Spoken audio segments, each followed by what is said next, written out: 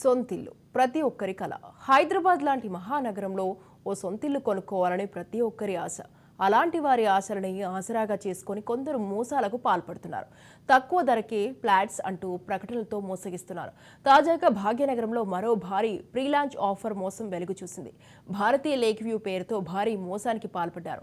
దీనికి సంబంధించి భారతీయ builders chairman Dupati నాగరాజుతో పాటు ఎండీ శివరామకృష్ణ, సీఈఓ నరసింహారావులను పోలీసులు అరెస్టు చేశారు.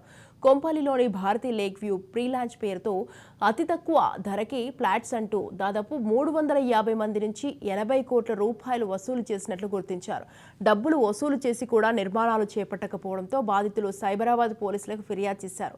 దీంతో కేసు నమోదు చేసిన పోలీసులు ముగ్గురిని అరెస్టు చేశారు.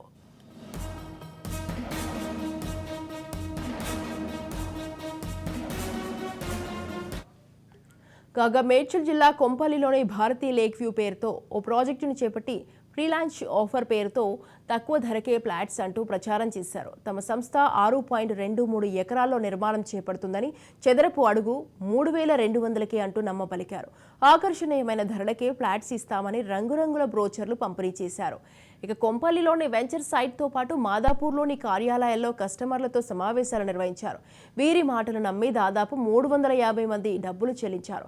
దాదాపు 80 కోట్ల వరకు వసూలు చేశారు. అయితే తమకు ఫ్లాట్స్ నిర్మిస్తామని చెప్పిన 6.23 ఎకరాల స్థలాన్ని 100 కోట్లకు వేరే వారికి విక్రయించారు. ఈ విషయం తెలుసుకున్న కస్టమర్లు తాము మోసపోయామని గ్రహించి పోలీసులకు ఫిర్యాదు చేశారు. దీంతో సంస్థకు చెందిన ముగ్గురిని అరెస్టు చేసిన పోలీసులు కేసు నమోదు చేసి దర్యాప్తు చేస్తున్నారు.